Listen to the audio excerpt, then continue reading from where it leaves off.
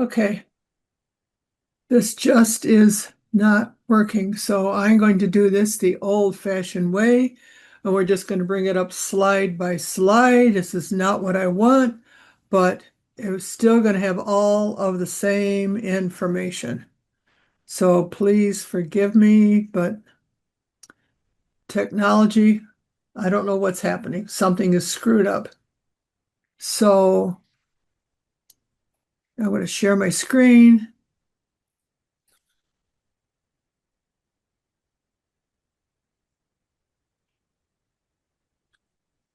Okay, so like I said, I'm just going to have to go through this slide by slide. So just forgive me. Again, it's not what I want, but it is what it is. And it's all going to have the same information. Now, and if you have any questions, absolutely feel free to stop me and ask a question. Okay. How many times do you ask yourself, I wonder if I should change this needle when you're starting a new job? What kind of needle should I use for the type of fabric I'm working on? When do I use a sharp or a ballpoint needle? What is the difference between the sharp and the ballpoint needles? How do I know what size needle to use? Do I need to use a special needle for caps? Do I use a special needle for leather? What kind of a needle do I use for sheer fabrics? How often should I change my needles? That is a question that I get constantly. Now, there's some hard facts and fast rules and a lot of opinions out there as to what needles you should use for different types of fabrics. And when I was going through doing a little bit of research on this, I was going through some YouTube videos and I could not believe the crap out there. I just couldn't believe it. But you want to keep it simple. And I'll tell you what I have found through my many years of experience, what works best for me and my business. Everything that I teach is through my experience. Now, there are several kinds of needle sizes and systems, but the needles that I found that work the best for most of my general applications are the DBK5 7010 sharps and 7010 ballpoints. I use 7010s for almost everything I do.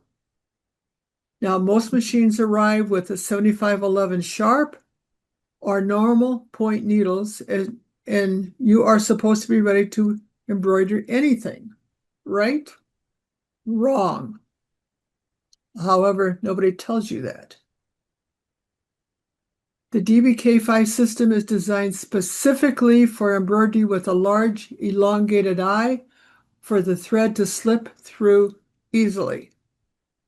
Another system used for embroidery is the 16257. The difference between the two is the DBK5 has a longer eye than the 16 by 257.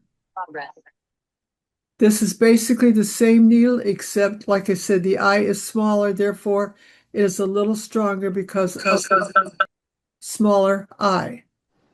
Does someone have a question? I do. Okay. If I'm using my Bernina that has the embroidery attachment to it, and it doesn't use the commercial needles, I know I still would use a 7010, but is there something else I should be using? What kind of a needle is it? I mean, what kind of machine is it? It's a Bernina. I think it's a 790 plus. It has an embroidery attachment to it. Okay, so for that machine, you're probably going to be using a universal needle. Okay. Which has a very light ballpoint on it.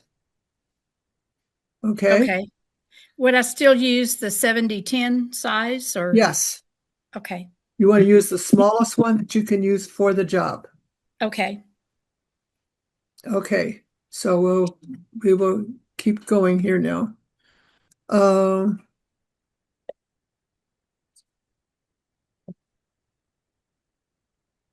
Okay. It's important to learn about the needles and understand why you would need to change them for the different types of embroidery and fabrics that you will be using. Next, we will discuss the different embroidery systems. Can't see your screen, Joyce. Oh, sorry. Thank you for letting me know. Okay. Like I said, In progress.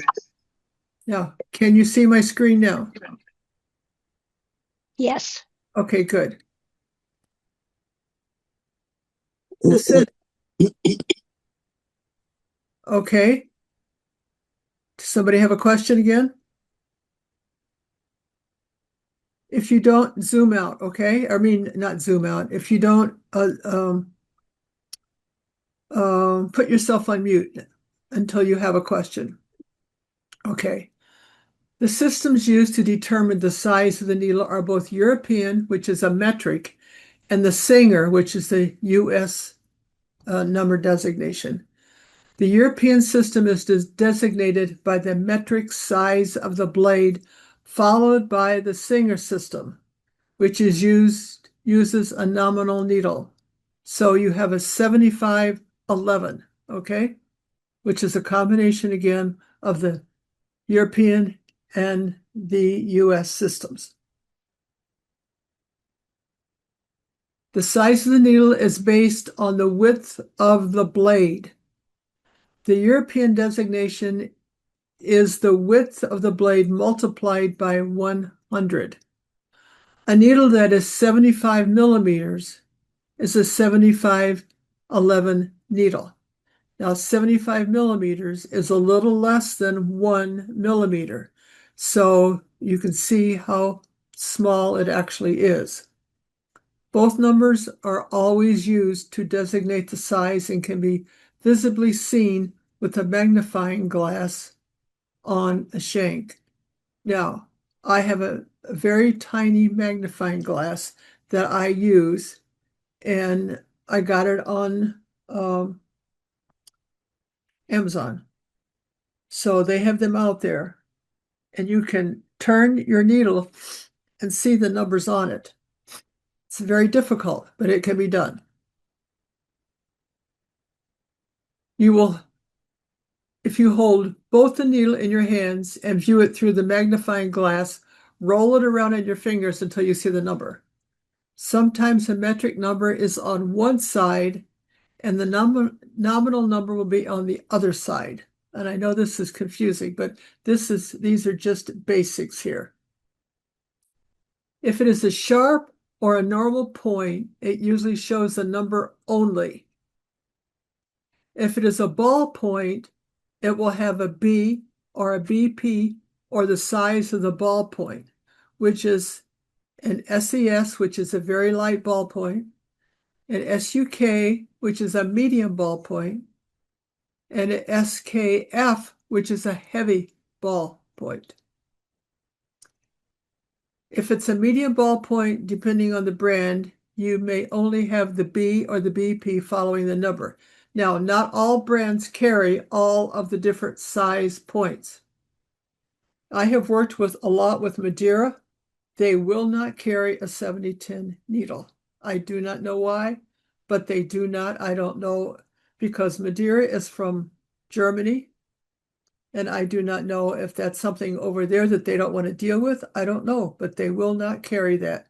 I get all of my needles from Crystal Threads out of Buffalo and Chicago, and their phone number is 1-800-800-9983. Okay, that's Crystal Threads, 800-800-9983. If you're looking for the 7010 and you can't find it, they absolutely do carry it.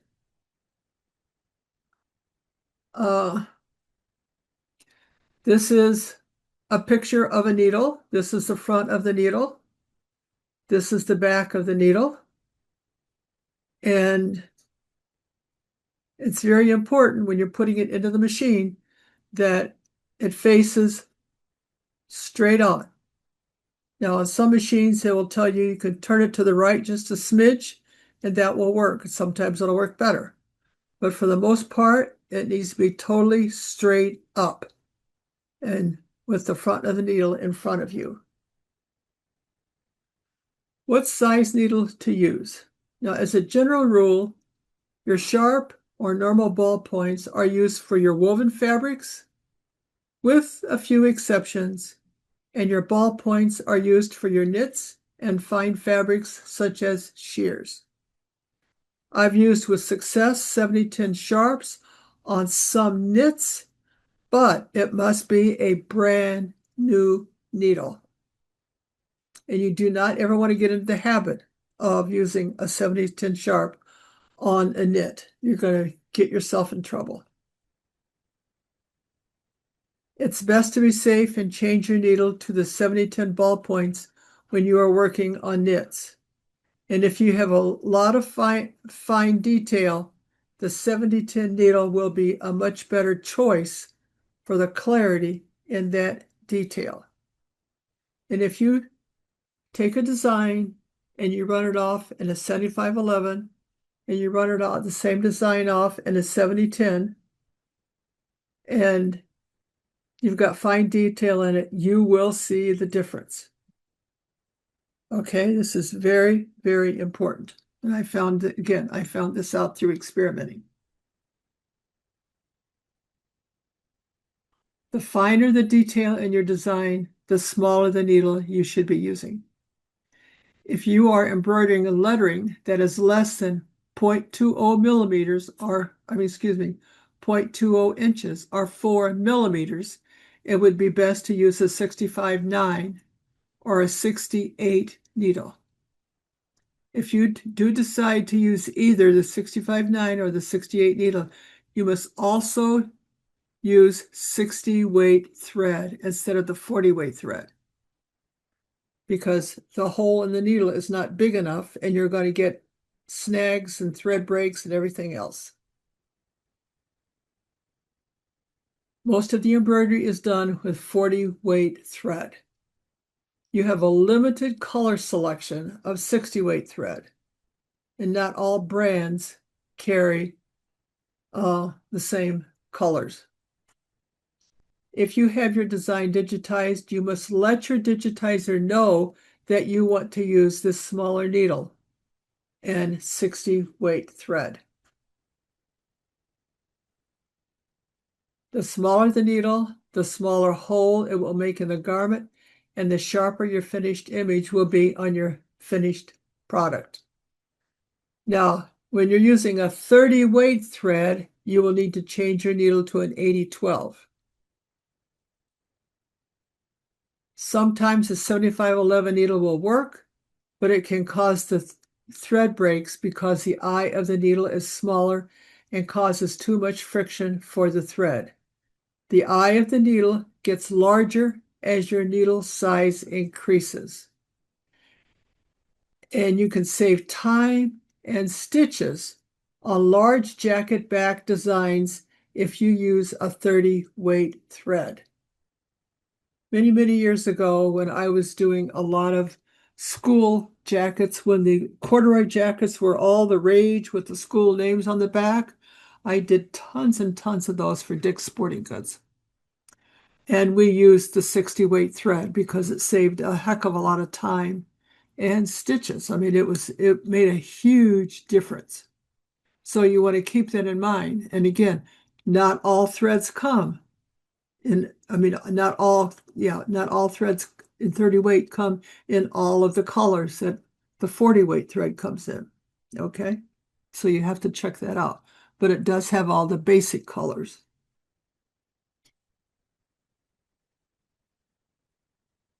Sharp needles. The sharp needle usually has a round point on the end of it, but is sharper and more pointed than the ballpoint needle. It is made to penetrate the fabric wherever it goes. And sometimes it does penetrate, it will cut the fabric. If you are using it on a knit and it cuts the fibers, it can actually make a run in the knit. So you want to be very, very careful with that. Sometimes this does not occur or show up until after it has been laundered a few times. Sometimes it will cut the center parts of small letters out, such as the centers of the O's, A's, B's, and etc. And again, you may not notice it until it has been laundered. But if you want to check this out, when it's finished, and if you have used a sharp needle, take it and hold it up to the light, and you will see holes, absolute holes, especially in the centers of your letters. Ask me how I know that one. Ballpoint needles.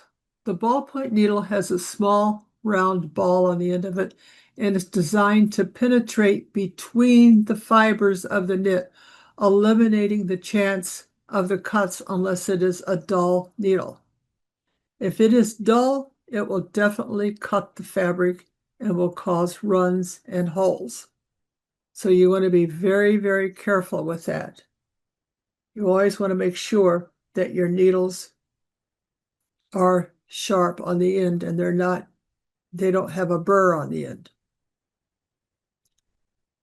On knits, the smaller needle, the better your design will look when it is finished.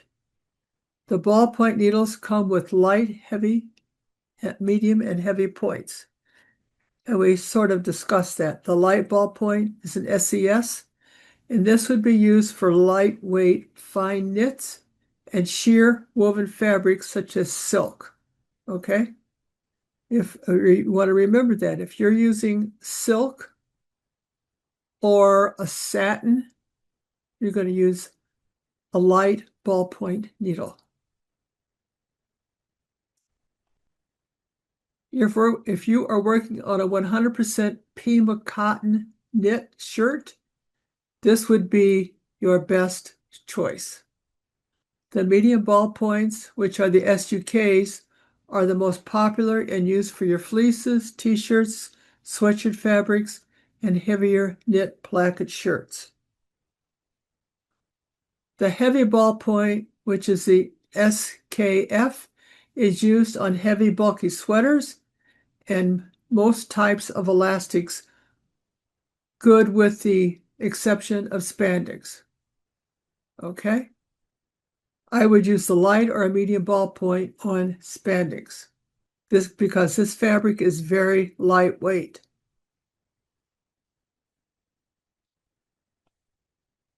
Moisture wicking fabrics. Now, there's moisture wicking fabrics on the market that many of them are very tough to work with. Now, these fabrics are stretchy and very soft. And they can be a ballpoint, they can be a knit or they can be a woven, but they can still be stretchy and soft. The wrong needle will ruin them with the first stitch. If it is a knit fabric, you must use a 7010 ballpoint needle for these fabrics in order to eliminate any holes in them. If it is a woven fabric, but it's still soft and stretchy, then you must use a 7010 sharp needle. It is very important to know whether your moisture wicking fabric is a woven fabric or a knit fabric. And if you're having a hard time remembering which is which, let me know. Embroidery on caps. The best needle for caps is a 7511 sharp, and there's a new needle made especially for high speed on caps. It is a heavier needle that will work best when you are working with caps. It is a DBK5 SAN1. Again, a 7511 sharp. You'd be very happy if you invested in this needle. You will see a big difference, especially if you're running your caps with any amount of speed. Embroidery on leather.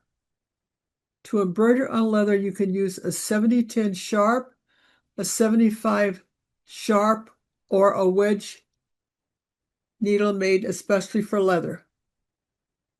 Excuse me a second here.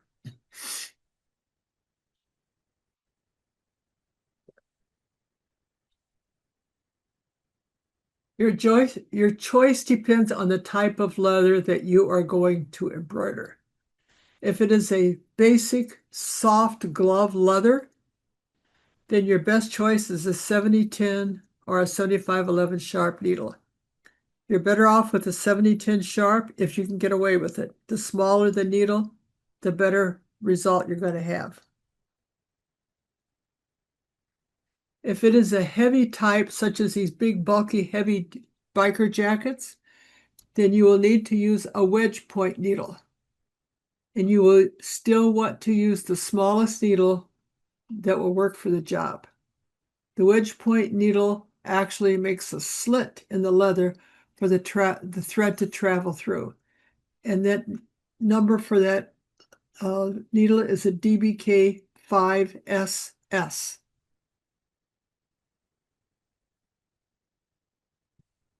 Now go to a used clothing store, such as the Salvation Army, and look for the least expensive and the closest type of leather that you will need for your project and work with it.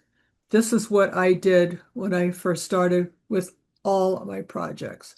I got a lot of fabrics from the Goodwill, and I used those to practice with.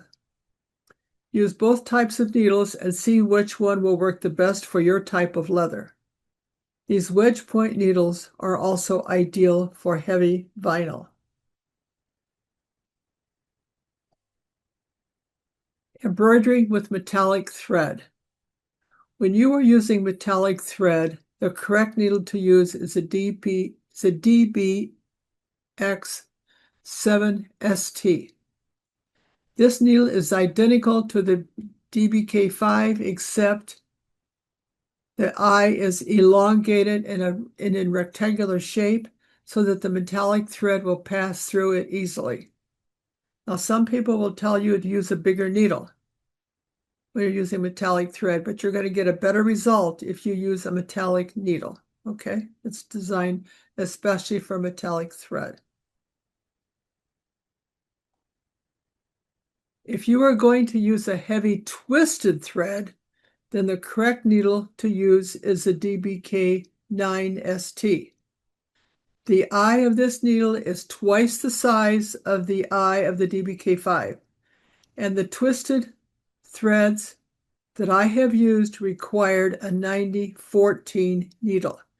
Now, the trouble with this is you may have to retime your machine, because your machines are not made to use a 90-14 needle. The 80-12 is the largest needle that your machine is actually timed for, okay? So you want to keep that in mind. I had a big job once of cheerleading sweaters that I had to use that thread on, and it was an absolute nightmare.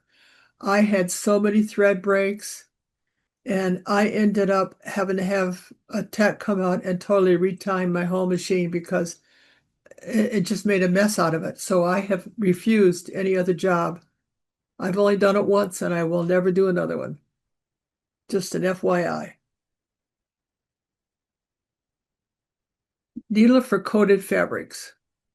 You know, coated fabrics such as twill, if you do a lot of applique and you're using the twill fabric like from Stalls, the needles are available with coating on them. They're known as Teflon coated or cool sew needles. They're especially helpful if you are using synthetics such as Cordura nylon, or a sticky back fabric, or a heat seal back fabric such as the athletic twill, and they help to reduce the friction. The stronger titanium needles is also available.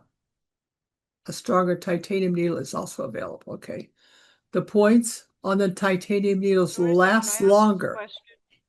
than the other needles, as much as 5 times longer. Someone have a question? Yes, I do. Okay.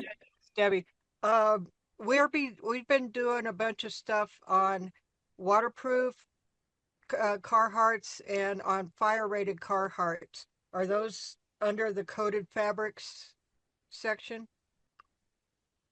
They could be, but I'll tell you a little secret. Okay. When you're using any kind of a fabric with a coating on it, and it's not in my notes, put wax paper underneath your hoop. Okay. The wax paper coats the needle, Okay. and it'll help it to slide right through. Okay. Because the coated fabrics causes looping, it causes all kinds of issues, thread breaks, looping, just all kinds of issues. But that putting that piece of wax paper underneath the hoop solves that problem. Okay. Well, then for the waterproof, Yes, it'll work for that too, because absolutely. we're worried about like the holes being too big for a waterproof garment. And excuse me. If the holes are too big, then there's a spray that you can get from Amazon, a Okay. waterproof spray that you can spray the back Okay. to kind of help close up the holes. Okay. You Okay. know what it's called, do you? Okay. Thank you. Oh, you're welcome. Let's see. Okay, share. Okay. The points on the titanium needles last longer than the other needles, as much as 5 times longer. They are a bit more expensive, but the amount of downtime to change needles is also greatly reduced. Now, these needles are highly recommended if you experience a lot of needle breaks due to high speed or if you do a lot of caps. In some of the high-speed production shops that I have been in, they use nothing but titanium needles for this very reason. And I was using the titanium needles for all of my caps, but I have switched to that new needle, that DBK5 SAN1. And that has really helped a lot. It helps a lot with thread breaks, okay?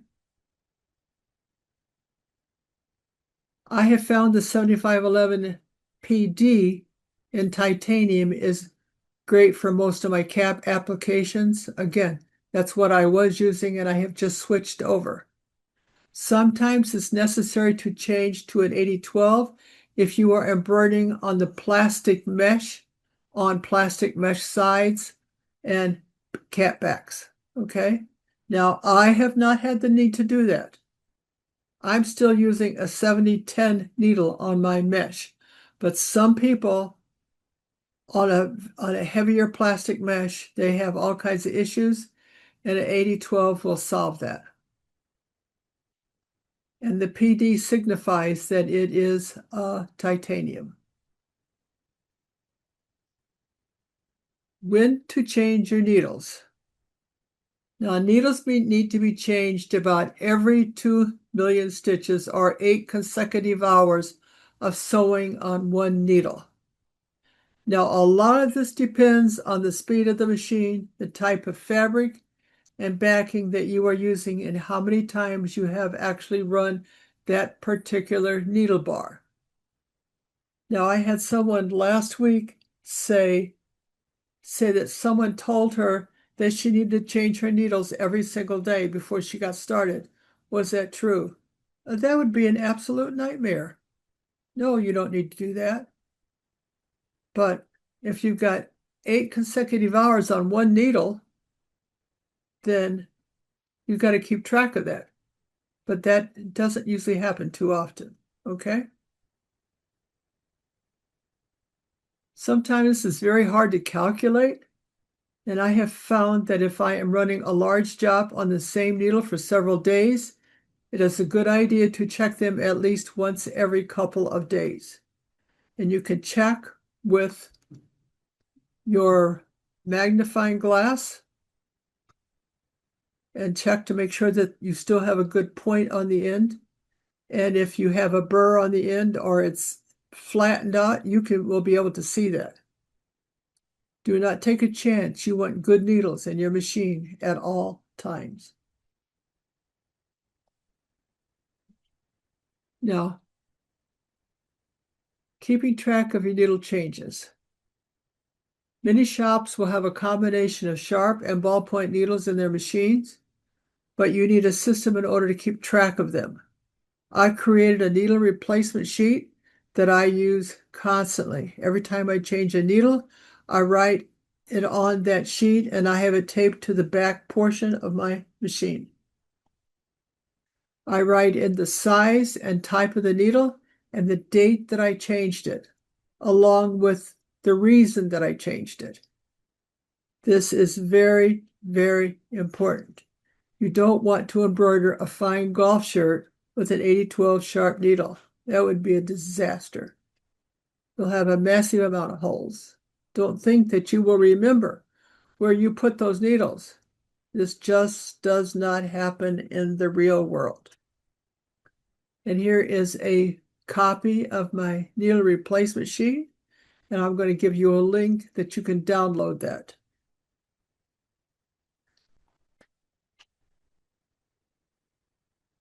I'm going to type this. I'm going to put this in the chat. I have to stop sharing to get into the chat.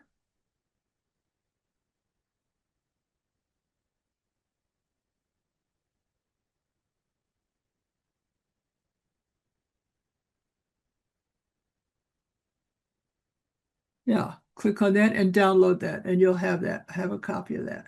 You may have already have one, and you may not.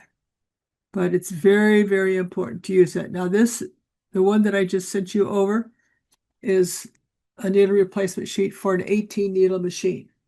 You don't need to use, you can use for 15 needles or 8 needles or however many you have.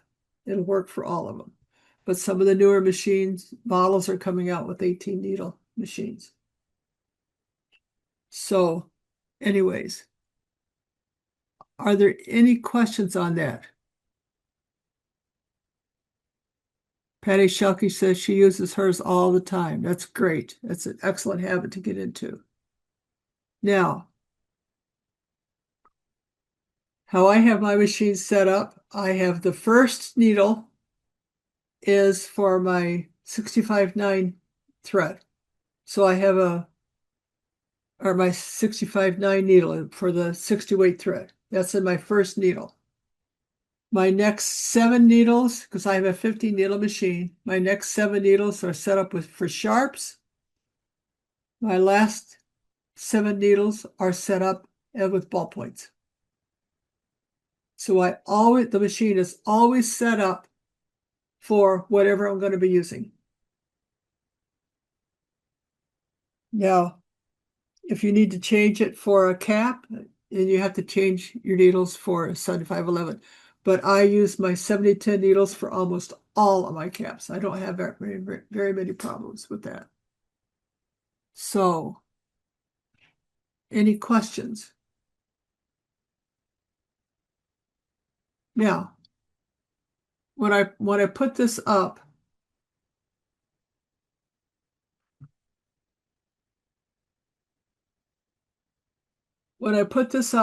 I will also put up the note sheets. So you will have all of those with the numbers and everything on them.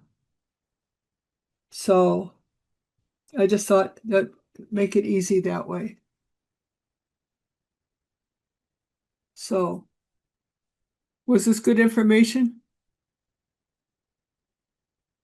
Okay, cool. Yes, ma'am. And was putting it back to Wednesday a better choice? Yeah. I'll tell you, I've been, it seems there's been so many interruptions. I've had so many doctor's appointments on Friday that are PT or something. And Lori's having the same issue. So I don't know what it is, but everybody wants to see you on Thursday at 2 o'clock. So anyways, so I decided we'd go back to Wednesdays at 2, and hopefully that'll make it easier for everybody. So you have any questions? Joyce, do you use 30 weight on Carhartts too then? Oh, I've never Just used a 30 biker weight on a jackets. Carhartt.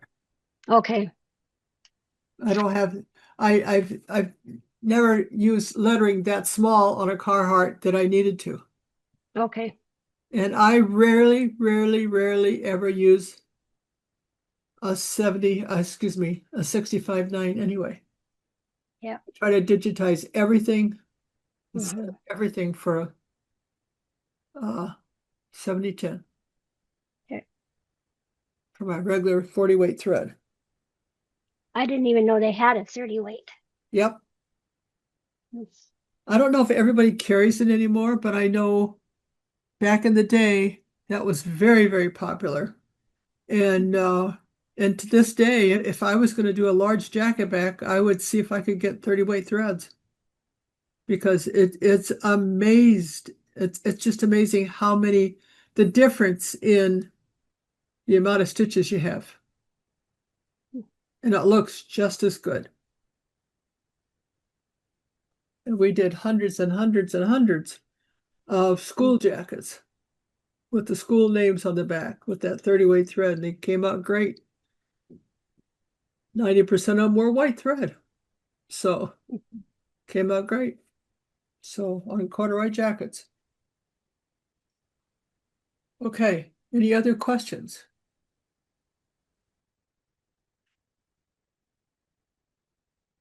So we will plan again. Hi, Joyce, I have one Joyce, question. there's a question. Yes, Is that the spreadsheet thing that you showed us, the PowerPoint, is it on your website? yes, it is. Cool, awesome. Yeah, Thank you. it's in the I think it's in the machine setup. It's also in the maintenance. Okay, great. Thank Yeah. you. Yeah. Joyce, Kelly is wondering what size needle you use on 3D foam on caps. I use a 7010. Most people would use a 7511. It just all depends. Okay, so was that in chat? Because I haven't even looked at the chat. Yeah, it is. Okay. All right. Thank you, Patty, for letting me know. Yep. Okay. Lori says, if you call Crystal, ask for Jeff. Yes. And make sure you tell them that you're one of my students, because they take good care of my people. Does Crystal Threads carry 30 weight thread? I'm not sure. I'm not sure. They must. They do. They I'll do. just say they must, because that's if where I you got go- all my thread when I had my business. Yeah, they do. They have it under the Twister Tweed rayon thread, but you have to look at the when you pull it up, you have to look at the additional information. Okay. Okay. But Jeff can give you all that. He can tell you exactly what thread, and he'll send it to you. Absolutely. Okay.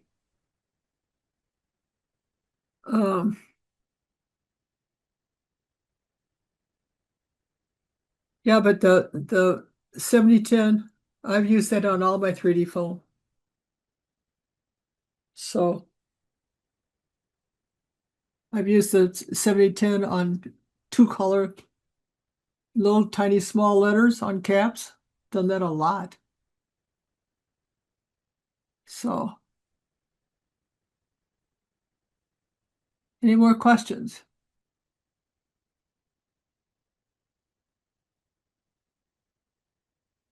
I'm sorry I had to go through the PowerPoint as I did today. I don't know what in the world happened, but it's just crazy. Technology. love it and hate it at the same time. So, oh well, just that's life.